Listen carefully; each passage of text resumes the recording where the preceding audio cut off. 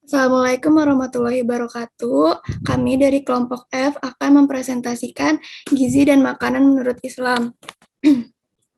Anggota kelompok F ada Hanin, Devi, Esti, Safitra, Safa, Frida, Selena, Safa, dan Aisyah.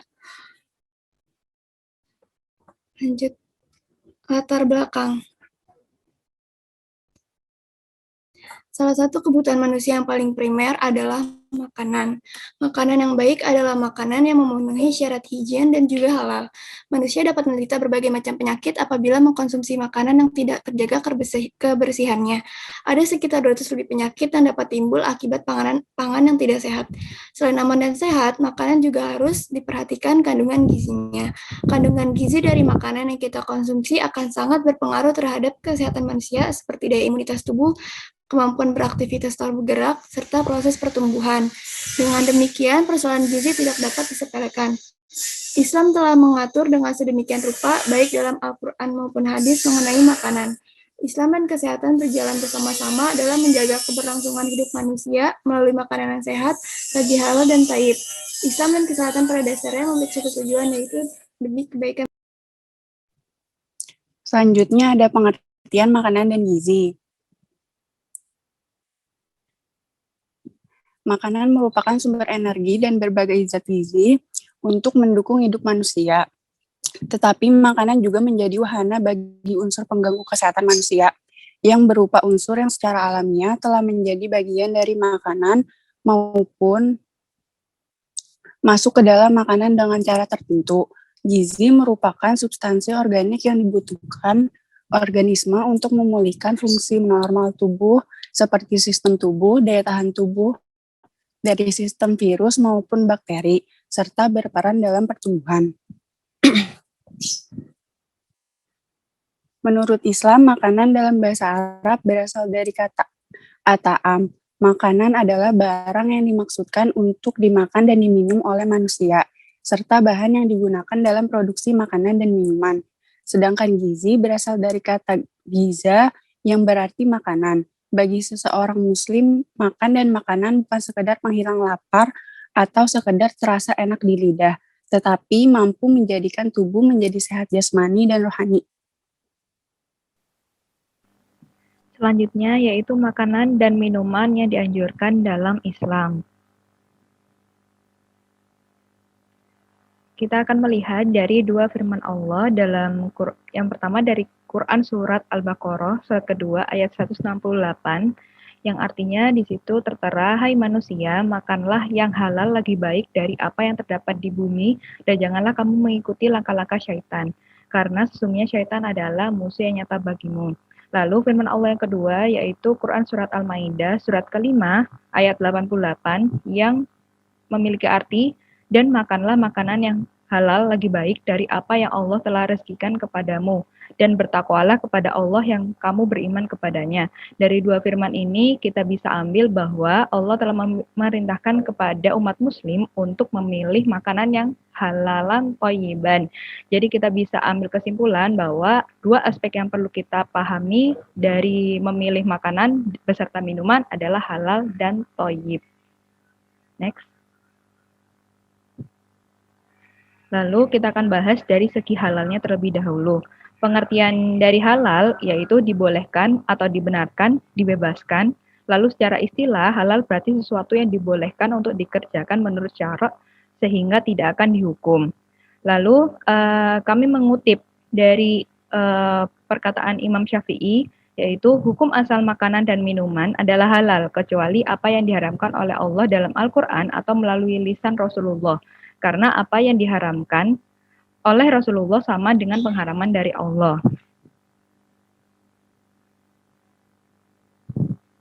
Dimensi halal sendiri ada beberapa, yaitu yang pertama dari zatnya, zat dari makanan dan minuman itu. Lalu yang kedua proses. Ini adalah aspek yang perlu diperhatikan dalam proses kita membuat makanan dan minuman yang bisa menyebabkan makanan dan minuman itu menjadi haram.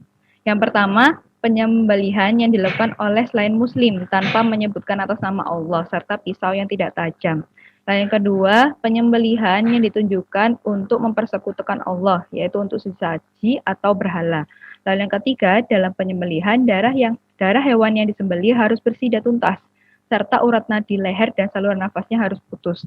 Lalu yang keempat, pencampuran bahan makanan atau minuman dengan bahan atau peralatan yang dicampur dengan bahan yang diharamkan selama proses pengolahan atau produksi. Dimensi yang selanjutnya yaitu cara memperolehnya. Meskipun suatu makanan atau minuman itu secara zat halal, tapi saat didapatkan dengan cara yang haram seperti mencuri atau merampok, maka hukumnya menjadi haram. Di samping itu, kita bisa melihat juga cara memperolehnya dengan ikhtiar kita dalam mencari nafkah, mendapatkan rezeki baik untuk membeli makanan atau minuman tersebut. Terdapat hadis yang berkaitan dengan dimensi kehalalan ini, yaitu dari Abdullah ibnu Mughaffal radhiyallahu anhu, bahwa Rasulullah Shallallahu Alaihi Wasallam melarang berburu dengan cara melempar batu. Beliau bersabda, ia tidak dapat memburu buruan, tidak menyakiti musuh, ia hanya meretakkan gigi dan membutakan mata. Hadis riwayat Bukhari nomor 1364. Dimensi yang selanjutnya yaitu dari cara penyimpanannya, cara distribusinya, dan yang terakhir adalah cara penyajiannya. Lalu aspek yang kedua, makanan dan minuman yang dianjurkan dalam Islam yaitu thayyib. Pengertiannya yaitu bermutu, menyenangkan, bersih, atau suci. Thayyib itu sendiri berhubungan dengan kebersihan, kelayakan, dan efek yang diberikan kepada manusia. Mengacu pada kandungan nutrisi dari sesuatu yang dikonsumsi, itu harus memenuhi keseimbangan kebutuhan gizi dalam tubuh. Mengutip dari perkataan Quraisy Shihab di dalam bukunya, makanan yang thayyiban dimaknai sebagai makanan yang memiliki gizi cukup dan proporsional sesuai dengan kebutuhan tubuh manusia.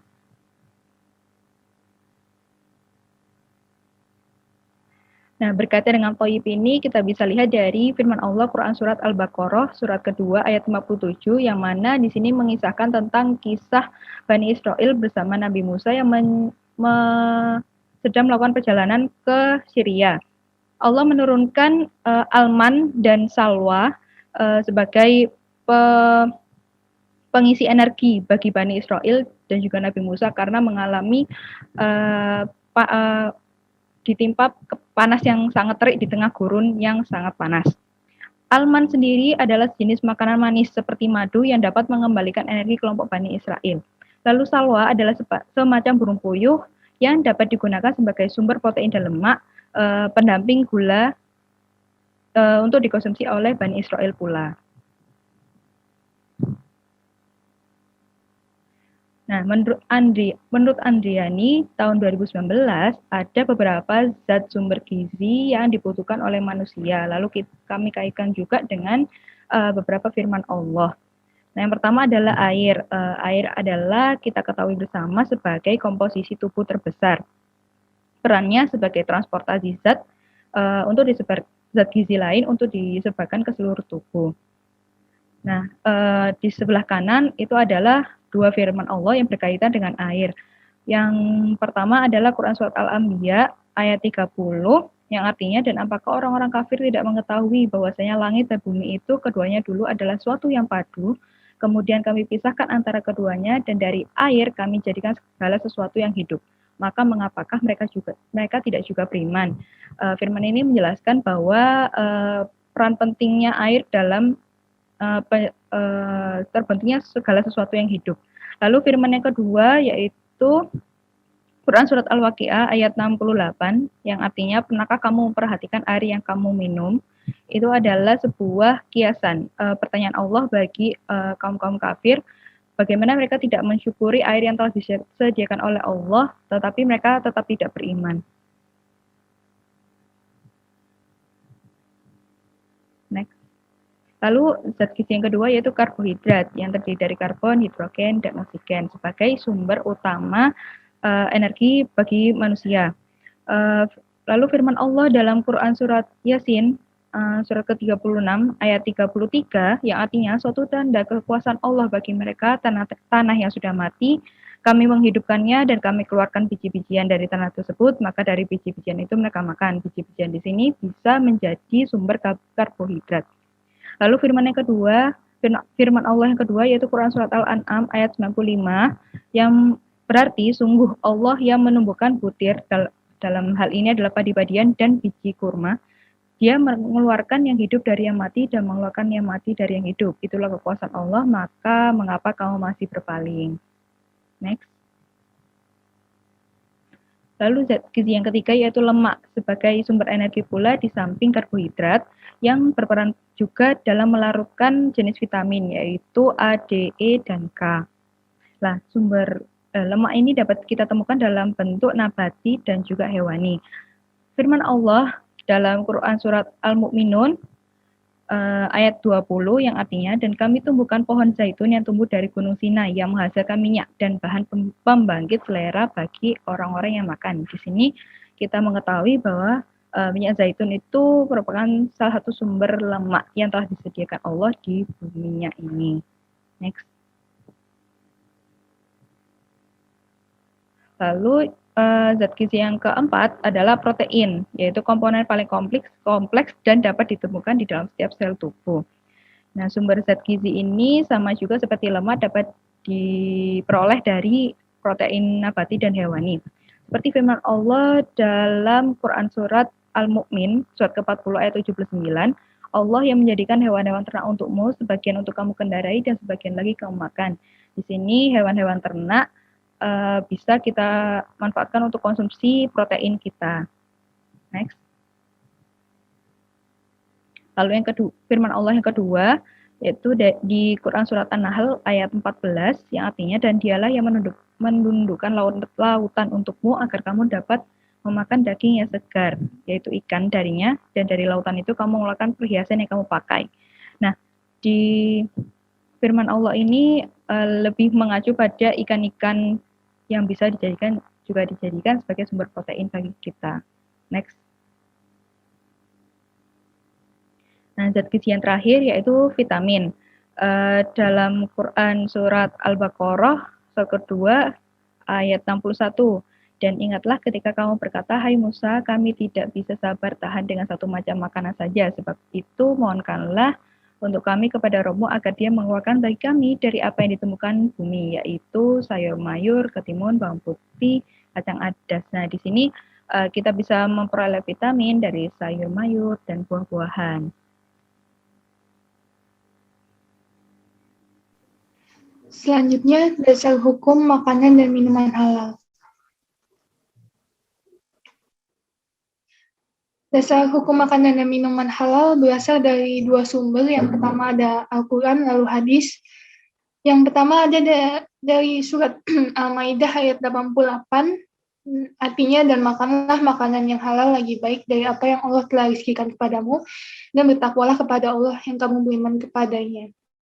Makanan dan minuman yang halal untuk dikonsumsi menurut Islam ditentukan berdasarkan dua hal, yaitu halal dari sumber dan cara mendapatkannya, seperti membeli makanan dengan rezeki yang halal, dan juga halal dari bahan makanan itu sendiri, yaitu jika mengandung nilai gizi yang baik untuk kesehatan dan tidak menimbulkan penyakit ataupun efek samping yang merugikan.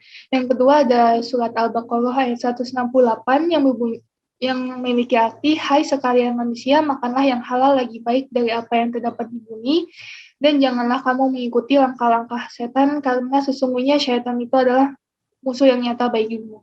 Ayat tersebut menjelaskan bahwa dalam memilih makanan dan minuman yang halal itu tidak boleh mengikuti langkah setan yang menyesatkan, sebab setan selalu mengajak manusia untuk memakan makanan haram dan memperoleh makanan dengan cara yang tidak baik. Next.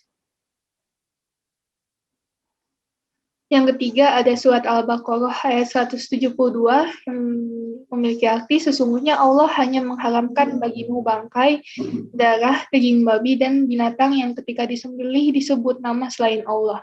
Tetapi barang siapa dalam keadaan terpaksa memakannya sedang dia tidak menginginkannya dan tidak pula melampaui batas, maka tidak ada dosa baginya. Sesungguhnya Allah Maha Pengampun lagi Maha Penyayang. Ayat tersebut menyebutkan beberapa jenis makanan yang diharamkan bagi umat Islam secara jelas, yaitu bangkai, darah, daging babi, dan binatang yang disembelih tidak sesuai dengan syariat Islam. Makanan tersebut hanya diperbolehkan jika dalam keadaan terpaksa tanpa ada pilihan makanan yang lain untuk bertahan hidup. Selanjutnya ada hadis dari Abu Abdillah Nu'man bin Bashir yang saya mendengar Rasulullah SAW bersabda, sesungguhnya yang halal itu jelas dan yang haram itu jelas. Di antara keduanya terdapat perkara-perkara yang syubhat dan yang tidak diketahui oleh orang banyak. Maka barang siapa yang takut terhadap syubhat, berarti dia telah menyelamatkan agama dan kehormatannya. Dan barang siapa yang terjerumus dalam perkara syubhat, maka akan terjerumus dalam perkara yang diharamkan. Sebagaimana pengembala yang mengembalakan hewan gembalaannya di sekitar ladang yang dilarang untuk memasukinya, maka lambat laun dia akan memasukinya. Ketahuilah bahwa setiap raja memiliki larangan, dan larangan Allah adalah apa yang dia haramkan. Ketahuilah bahwa dalam diri ini terdapat segumpal daging. Jika dia baik, maka baiklah seluruh tubuh ini, dan jika dia buruk, maka buruklah seluruh tubuh. Ketahuilah bahwa dia adalah hati. Arti dari hadis ini adalah makanan yang halal dan haram itu dapat dengan jelas diketahui perbedaannya, dan makanan yang berada di antara keduanya termasuk ke dalam perkara syubhat. Islam menganjurkan untuk menghindari makanan yang termasuk ke dalam syubhat karena akan menjerumuskan ke dalam perkara yang diharamkan. Selain itu, sekecil apapun makanan haram yang masuk ke tubuh kita, maka itu dapat merusak tubuh kita secara keseluruhan. Selanjutnya yaitu manfaat dan cara memperoleh label halal pada makanan dan minuman. Adanya label halal pada produk makanan dan minuman memiliki banyak manfaat, terutama di wilayah Indonesia yang mayoritas penduduknya beragama Islam. Beberapa manfaat adanya label halal pada makanan atau minuman adalah sebagai berikut. Yang pertama yaitu adanya jaminan kualitas, yang kedua yaitu meningkatkan kepercayaan konsumen, yang ketiga yaitu produk memiliki unique selling point atau USP, dan yang keempat yaitu mendapatkan akses global. Next. Kemudian tata cara untuk mendapatkan sertifikat halal atau label halal pada makanan atau minuman. Yang pertama yaitu memahami persyaratan sertifikasi halal dan mengikuti pelatihan sistem jaminan halal atau SJH. Yang kedua yaitu menerapkan sistem jaminan halal. Perusahaan harus menerapkan SJH sebelum melakukan pendaftaran sertifikasi halal. Misalnya yaitu menerapkan kebijakan halal, menetapkan tim manajemen halal, pembuatan manual SJH, pelaksanaan pelatihan, penyiapan prosedur terkait SJH, pelaksanaan internal audit, dan kaji ulang manajemen. Kemudian yang ketiga yaitu menyiapkan dokumen sertifikasi halal. Dokumen yang diperlukan yaitu daftar produk, daftar bahan, dan dokumen bahan, daftar penyembelih khusus untuk RPH, matriks produk, manual SJH, diagram alir proses, daftar alamat fasilitas produksi, bukti sosialisasi kebijakan halal, bukti pelatihan internal, dan bukti audit internal. Kemudian yang keempat yaitu melakukan pendaftaran sertifikasi halal atau upload data. Upload data ini dilakukan secara online melalui web yang sudah disediakan oleh LPPOM MUI. Kemudian yang kelima yaitu melakukan mentoring pre-audit dan pembayaran akad sertifikasi. Yang keenam, pelaksanaan audit. Audit dapat dilaksanakan apabila perusahaan sudah lolos tahap pre-audit dan akad sudah disetujui. Kemudian yang ketujuh yaitu melakukan monitoring pasca audit. Monitoring pasca audit dilakukan setiap hari agar mengetahui apabila terjadi ketidaksesuaian pada hasil audit, dan jika terdapat ketidaksesuaian maka dapat dilakukan perbaikan. Kemudian yang kedelapan yaitu perusahaan memperoleh sertifikat halal. Untuk mendapatkan sertifikat halal, perusahaan dapat mengunduh sertifikat tersebut dalam bentuk soft copy pada web yang sudah disediakan, atau sertifikat halal asli dapat diambil di kantor LPPOM MUI Jakarta atau dapat dikirimkan ke alamat perusahaan. Nah, sertifikat halal ini hanya berlaku 2 tahun, sehingga perusahaan perlu melakukan perpanjangan. Hikmah mengonsumsi makanan dan minuman halal itu dalam ajaran Islam banyak peraturan yang berkaitan dengan makanan. Salah satunya yang mengatur makanan yang halal dan haram. Hikmah pelarangan tersebut jelas Allah yang Maha mengetahui. Adapun kebaikan dari adanya pelarangan tersebut jelas untuk kepentingan dan kebaikan bagi manusia itu sendiri. Di antaranya, hikmah di balik perintah itu adalah agar agama, kesehatan, jiwa, akal, serta keturunan dan harta dapat terjaga dan terpelihara dengan baik. Pada makanan dan minuman, beberapa diharamkan. Mengapa? Karena mengonsumsinya dapat membahayakan kesehatan diri. Pengertian halal dan haram ini sesungguhnya bukan hanya menyangkut kepada masalah makanan dan minuman saja, tetapi juga menyangkut perbuatan. Hikmah terhadap diri karena mengonsumsi makanan dan minuman halal yaitu: 1. Terjaga kesehatannya sehingga dapat mempertahankan hidupnya sampai pada batas yang ditetapkan oleh Allah SWT. 2. Mendapatkan ridha Allah SWT karena memilih jenis makanan dan minuman yang halal. 3. Rezeki yang diperoleh membawa barokah dunia dan akhirat serta mendapatkan perlindungan dari Allah SWT. 4. Membawa ketenangan hidup dalam kegiatan sehari-hari dan itu tercermin kepribadian yang jujur dalam kehidupannya dan sikap apa adanya. 5. Memiliki akhlakul karimah karena telah menaati perintah Allah SWT sekaligus terhindar dari akhlak yang tercela. Selanjutnya, makanan dan minuman halal menurut Islam dan pandangan kesehatan. Next.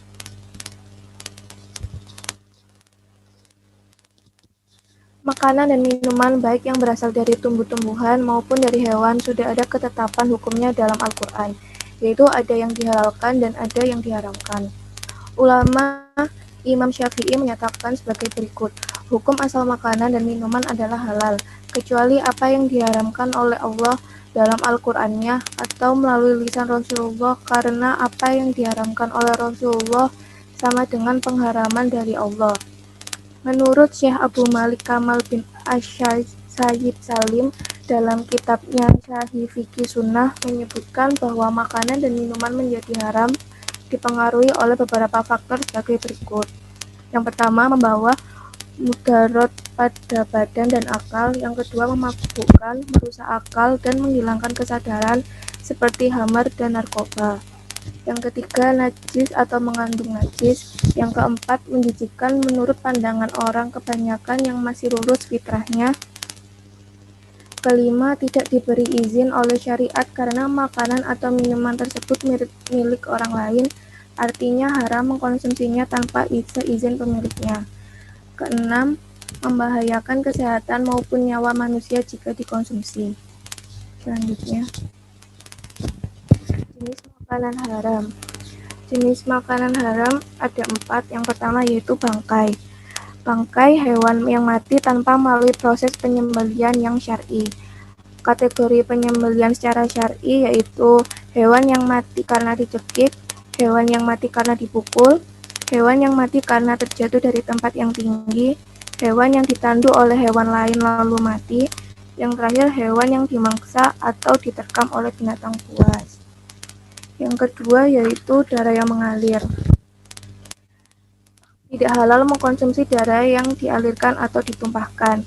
Adapun darah yang sedikit, semisal yang tersisa pada daging sembelihan, maka hal itu dimaafkan. Selain itu, dikecualikan pula hati dan limpa. Sebagaimana dalam Atsar Ibnu Umar yang diriwayatkan Ibnu Majah dan Ahmad, telah dihalalkan untuk kita 2 macam bangkai dan 2 macam darah, dan adapun 2 macam darah adalah hati dan limpa. Yang ketiga, daging babi. Penyebutan daging ini mencakup seluruh bagian tubuhnya, baik daging, lemak, tulang, rambut, dan sebagainya. Yang keempat, hewan yang disembelih tanpa menyebut nama Allah.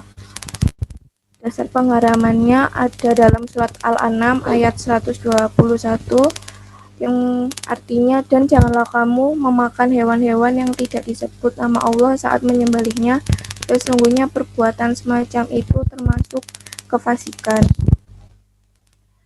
Selanjutnya, jenis minuman haram. Yang pertama, minuman yang berasal dari darah. Seperti halnya beberapa orang yang gemar minum darah binatang seperti ular dengan alasan kesehatan atau menyembuhkan suatu penyakit. Hal ini tidak sesuai dengan firman Allah dalam surat Al-An'am ayat 145. Katakanlah, tidak kudapati di dalam apa yang diwahyukan kepadaku sesuatu yang diharamkan memakannya bagi yang ingin memakannya, kecuali daging hewan yang mati atau bangkai, darah yang mengalir, daging babi, karena sesungguhnya semua itu kotor, atau hewan yang disembelih bukan atas nama Allah. Tetapi barang siapa yang terpaksa bukan karena menginginkan dan tidak melebihi batas darurat, maka sungguh Tuhanmu Maha Pengampun, Maha Penyayang. Yang kedua, minuman keras atau khamar. Minuman ini yang mengandung alkohol dan diharamkan dalam Islam karena dapat memabukkan.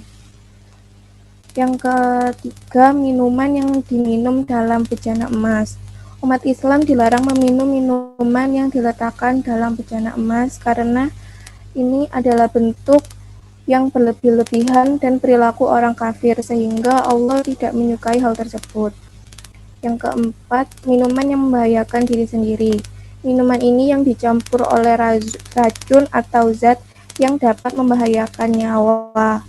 Misalnya saat seseorang meminum racun dan mencoba menyakiti diri sendiri atau melakukan usaha untuk bunuh diri. Yang kelima, minuman hasil curian. Minuman ini diperoleh dari mencuri atau menipu atau minuman yang dibeli dengan harta yang tidak halal. Contohnya seperti korupsi. Adalah haram diminum meskipun minuman tersebut zat asalnya adalah halal. Yang keenam, minuman yang tercampur najis. Minuman yang mengandung najis haram hukumnya untuk dikonsumsi oleh umat Islam. Yang ketujuh, minuman dengan efek psikotropika. Minuman yang dicampur dengan obat bius yang dapat menghilangkan akal dan kesadaran. Dan efeknya sama seperti minuman keras yang menyebabkan kecanduan. Yang terakhir, minuman yang dianggap memiliki kekuatan.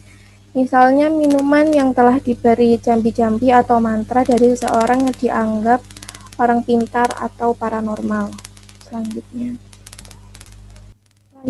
pandangan menurut kesehatan. Profesor Kiai Haji Ibrahim Husain menyatakan bahwa halal haram bukanlah persoalan sederhana yang dapat diabaikan, melainkan masalah yang amat penting dan mendapat perhatian dari ajaran agama secara umum. Contohnya, daging babi dan alkohol. Daging babi, larangan mengkonsumsi daging babi dalam Islam merupakan salah satu langkah yang dibuat Allah untuk mempraktikkan pilihan dalam mengkonsumsi makanan yang higienis dan menjamin kebersihan jiwa. Berdasarkan perspektif kesehatan, dapat dilihat bahwa kehidupan pemalas, haus seks, kotor, serakah, dan pelahap. Mereka melahap semua makanan apa saja yang ada di hadapannya, tidak terkecuali kotorannya sendiri. Kebiasaan ini membuat tubuhnya menjadi sarang penyakit yang salah satunya yaitu cacing pita. Penelitian di Amerika Serikat dan Kanada memperlihatkan bahwa umumnya pada otot mereka yang mengkonsumsi babi didapati cacing pita. Sampai saat ini, belum ada obat maupun antibiotik untuk penyakit ini. Salah satu cara untuk menghindarinya yaitu tidak mengkonsumsi daging babi. Yang kedua yaitu alkohol. Dalam perspektif kesehatan, alkohol merupakan depresan syaraf pusat yang dapat menekan jalur fasilitatorik dan inhibitorik. Alkohol ditemukan merupakan akar penyebab kekerasan dalam rumah tangga, kekerasan seksual, pemerkosaan, pembunuhan, dan kekerasan pada anak. Selain itu, mengkonsumsi alkohol dapat menyebabkan hipertensi, kerusakan otak, emosi yang berlebihan, kerusakan jantung, stroke, kanker, kerusakan hati, melakukan perbuatan kriminal, terhentinya perkembangan testis, dan kemandulan. Kecanduan berat dalam mengkonsumsi alkohol saat hamil menimbulkan keguguran bagi ibu hamil atau sindrom alkohol janin, yakni berakibat pada pertumbuhan janin yang lambat sesudah atau sebelum kelahiran sekaligus kecacatan mental. Akibat mengkonsumsi makanan dan minuman haram. Yang pertama adalah doa yang dipanjatkan tidak dikabulkan. Seorang umat yang memakan makanan haram, Allah tidak mendengar dan mengabulkan doa-doanya. Sesuai dengan hadis riwayat Muslim, Rasulullah bersabda, seorang lelaki melakukan perjalanan jauh, rambutnya kusut, mukanya berdebu, menengadah kedua tangannya ke langit dan mengatakan, wahai Robku, padahal makanannya haram dan mulutnya disuapkan dengan yang haram, maka bagaimanakah akan diterimanya doa itu? Kemudian yang kedua, merusak hati dan akhlak. Sifat dan hati seseorang merupakan refleksi apa yang dia makan. Jika makanan yang dimakan baik, maka hati dan pikirannya juga baik. Begitupun sebaliknya. Selain dapat membuat akhlak dan hati jelek, makanan haram juga mengeraskan hati, sehingga mempengaruhi seseorang dalam beribadah. Kemudian, amalan tidak diterima. Jadi dalam hadis Rasulullah disebutkan bahwa makanan haram itu membuat amalan kita tidak diterima selama 40 hari. Kemudian makanan haram membawa ke neraka. Makanan jika masuk ke dalam tubuh itu akan menjadi daging. Dan jika seseorang makan dengan makanan yang haram, maka daging yang terbentuk itu juga haram. Dan daging haram itu akan mengantarkan kita ke dalam neraka. Kemudian mengurangi iman. Makanan haram akan berdampak pada keimanan dan kualitas ibadah seseorang. Seperti hadis riwayat Bukhari dan Muslim, Rasulullah itu bersabda, tidaklah peminum khamr ketika ia meminum khamr termasuk seorang mukmin. Kemudian rusaknya keturunan. Daging dari makanan akan diturunkan kepada anak cucu kita. Jika makanan yang dimakan seseorang itu haram, maka daging yang diturunkan juga haram dan akan merusak sifat dan akhlak anak cucu. Kemudian menzalimi diri sendiri. Diharamkan makanan oleh Allah karena adanya keburukan dalam makanan itu. Dan dapat mengganggu kesehatan dan kehidupan beribadah seseorang. Maka jika seseorang memakan makanan haram akan menyebabkan penyakit. Dan hal itu merupakan bentuk zalim kepada diri sendiri.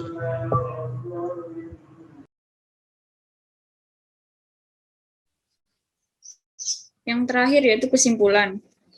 Makanan merupakan kebutuhan pokok manusia yang sangat penting untuk sumber tenaga, pertumbuhan tubuh, serta melindungi tubuh dari penyakit.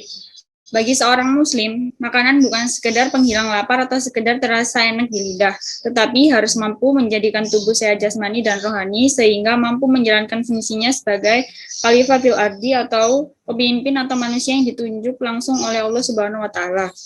Dari penjelasan sebelumnya dapat disimpulkan bahwa kita sebagai umat muslim haruslah memakan makanan dan minuman yang halal dan tidak mengonsumsi makanan yang haram.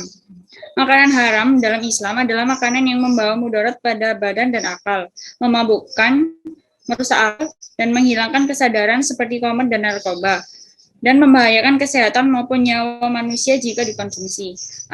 Akibat utama dari memakan makanan dan minuman haram adalah dapat terganggunya kesehatan orang yang mengonsumsinya. Akibat lainnya adalah dapat merusak hati dan iman, amalan tidak diterima, dan doa yang dipanjatkan tidak dikabulkan. Dengan adanya akibat yang ditimbulkan tersebut, dapat disimpulkan bahwa mengonsumsi makanan haram hanya akan mendapat efek-efek negatif yang merugikan diri sendiri. Mungkin itu yang dapat kelompok F sampaikan. Kurang lebihnya mohon maaf. Wassalamualaikum warahmatullahi wabarakatuh.